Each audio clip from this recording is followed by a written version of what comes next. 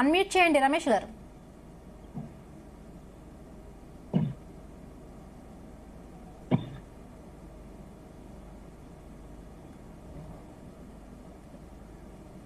Right, నర విజయ్ గారు చెప్పండి.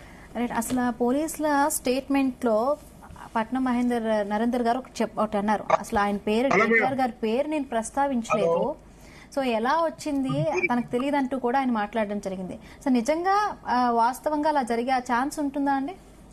ఇప్పుడు ఇచ్చిన రిమాండ్ రిపోర్ట్లోనే చూసినట్లయితే అతను సురేష్ అనే తోటి 84 సార్లు మాట్లాడండు, 82 సార్లు మాట్లాడండు పట్నం నరేందర్ రెడ్డి అని అంటున్నాడు. అది ఎప్పటి నుంచి?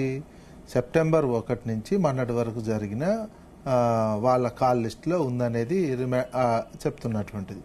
ఆ రోజు దాడి జరిగిన రోజు ఒకే రోజు ఒకే కాల్ ఉన్నటువంటిది, దాంతో అర్థమైపోతున్నటువంటి అంశం. ఆ రిమాండ్ రిపోర్ట్లు ఇప్పుడే లేటెస్ట్గా చెప్తున్నది ఏంది, పట్నం నరేందర్ రెడ్డి జైలుకు పోయిన తర్వాత జైలుకు పంపించినప్పుడు కూడా జడ్జి ముందు కూడా చెప్పాడు, నాకేం తెలియదు, నేను లాస్ట్ మూమెంట్లో నాకు ఈ పేపర్ ఇచ్చారు, అందులో ఉన్నది ఏం తెలియదు నాకు అని పట్నం నరేందర్ జడ్జి ముందే చెప్పాడు. చెప్పిన తర్వాత 14 రోజులు రిమాండ్కి పంపించారు. ఈరోజు జైలర్ ముందు, అదేవిధంగా అడ్వకేట్స్ ముందు జైలర్ సాక్ష్యంతో నేను కేటీఆర్ పేరు చెప్పకుండా చెప్పినట్టు రాశారు, ఇదంతా అబద్ధం అని చెప్పి మళ్ళీ ఆయన రిపోర్ట్, ఆయన స్టేట్మెంట్ ఇవ్వడం జరిగింది. పోలీసు వాళ్ళు ఏంటంటే ఎంతసేపటికి ఆ దాడి జరిగేసరికి ఆ దాడి నుంచి గవర్నమెంట్, ముఖ్యంగా గవర్నమెంట్, ముఖ్యమంత్రి నియోజకవర్గం అయిన నేపథ్యంలో ముఖ్యమంత్రి ఆదేశాలతోటి అనుకోవాల్సి వస్తుంది. దాంతో హైబత్ అయిపోయి ఏమైనా చేసి ఈ కారణం చూపించి మొత్తం వాళ్ళని బెదిరించి ఆ భూములన్నీ తీసేసుకోవాలి. నిన్న పోయి మళ్ళీ తిరుపతి రెడ్డి గారు పోయిన తర్వాత కూడా నిన్న పోయి కూడా అదే చెప్పాడట, ఎట్టి పరిస్థితుల్లో వస్తుంది, భూములు ఇచ్చేయాల్సిందే అని. ఇంత ఇన్సిడెంట్ జరిగే అధికారుల మీద ఉద్యమం ఇది ఉద్యమం, ఇది ఒక దాడి కాదు. ఇంత తీవ్రంగా ఉద్యమం చేస్తే మళ్ళీ గుంజుకుంటామని ఎలా చెప్తారండి? ప్లస్ ఆయనకు ఇవ్వలేదు అంటున్నటువంటిది. అసలు పట్నం నరేందర్ రెడ్డిని ఎందుకు అరెస్ట్ చేశారు? పట్నం నరేందర్ రెడ్డి అంటే ఆయన ఎక్స్ఎమ్మెల్యే, ప్లస్ ఆయన గతంలో ఒకసారి ఈయన ముఖ్యమంత్రి కాకముందు ఇప్పుడు ఉన్న ముఖ్యమంత్రిని ఓడించినటువంటి వ్యక్తి. నువ్వు మఫ్టీలో పోలీసులు పట్టుకుపోతారా? అది ఎంత ఘోరమైనటువంటి అంశం. ఒక మాజీ ప్రజాప్రతినిధి, ఎక్స్ఎమ్మెల్యేగా ఉన్నటువంటి వ్యక్తిని మఫ్టీలో పోలీసులు వచ్చి పట్టుకోయేటువంటి సిచ్యువేషన్ ఈ మధ్య మనం చూడలేదు. ఒకవైపు మరి ఆధారాలు కూడా చూపిస్తూ ఉన్నారు ఆయన మాట్లాడినట్టుగా. ఎక్కడ చూపించారు? ఆధారం ఎక్కడ లేదు. వాళ్ళు రాసుకున్నారు, ఆధారం ఎక్కడ ఉంది? కాల్ ఆయన పార్టీ కార్యకర్త, సురేష్ అనే వ్యక్తి మా పార్టీ కార్యకర్తతో మాట్లాడొచ్చు. మాట్లాడినా ధర్నా చేయమని చెప్తారు, ఇంకేదైనా చేయమని, ఉద్యమం చేయమని చెప్తారేమో తప్ప దాడులు చేయమని చెప్పినట్టయితే ఎక్కడ చెప్తలేరు కదా. ఇప్పుడు దాడి, అది ఎమోషన్ చూస్తుంటే తెలిసిపోయింది, అది ఉద్యమం అండి. నేను అనుకుంటున్నా అది ఉద్యమము. అదేదో ఒకళ్ళు కుట్ర చేసి అది చేసినటువంటి సిచ్యువేషన్ అక్కడ కనిపించట్లేదు. ఆ మాత్రం ఇది వేరే ఒక ఊర్లో కలెక్టర్ సమావేశం పెడితే అక్కడికి రాకపోతే సురేష్ అనే వ్యక్తి ఆ కలెక్టర్ని కన్విన్స్ చేశాడు, సార్ ఊరోళ్ళు రాలేకపోతారు, మీరే వచ్చే మాట్లాడండి, వాళ్ళకి ఎంత రేట్ ఇస్తారు ఏందని.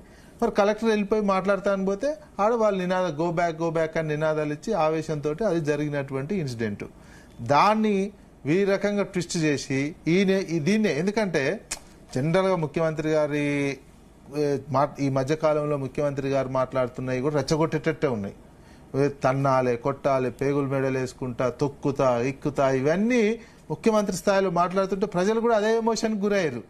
ప్రజలు కూడా అదే ఎమోషన్ కదా, ముఖ్యమంత్రి చెప్పిన ఎమోషన్ ఇన్స్పైర్గా తీసుకున్నటువంటి ఎమోషనే.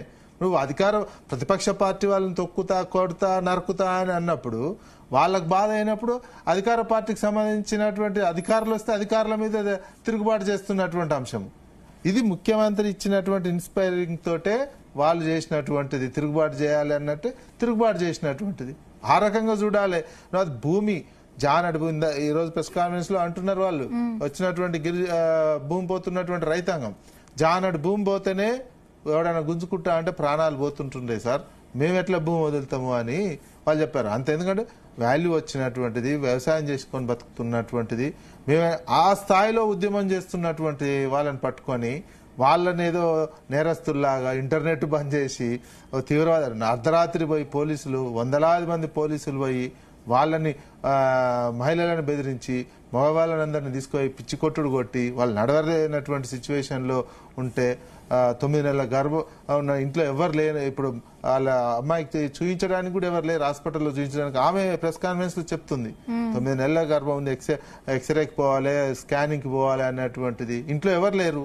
అటువంటి సిచ్యువేషన్ ఒక భయోత్పాతం క్రియేట్ చేసి, ఒక భయానక వాతావరణం క్రియేట్ చేసి భూములు తీసుకుంటామంటే ప్రజలు ఒప్పుకోరు, హర్షించరు. నియోజకవర్గం మొత్తం ఈ ప్రభావం నియోజకవర్గం మీద పడుతుంది, జిల్లా మీద పడుతుంది, రాష్ట్రం మీద పడుతుంది. ఇది పూర్తిగా మానవ హక్కుల ఉల్లంఘన కిందికి వస్తుంది. కనీసం ప్రాథమిక హక్కులు పోయినాయి, మానవ హక్కుల ఉల్లంఘన కింద వచ్చే అటువంటి సిచ్యువేషన్ ఉంటుంది. దీన్ని వేరే వైపు మళ్లించే ప్రయత్నం చేస్తే ప్రజలు జీర్ణించుకోరు, వేరే రకమైనటువంటి ఉద్యమాలు వస్తాయి. అందుకనే ప్రభుత్వం పోలీస్ పాలన కాకుండా ఒక ప్రజాయుతమైనటువంటి ప్రజా పాలనలాగా ఉండేటట్టు చేసుకుంటే మంచిది. నిన్న పోయినారు ఎంపీ గారండి, local MP Mahbubnagar MP D K Aruna గారు పోతే కూడా ఆపేసినారు. అదే తిరుపతి రెడ్డి ఏ ఎంపీ కాదు, ఆయన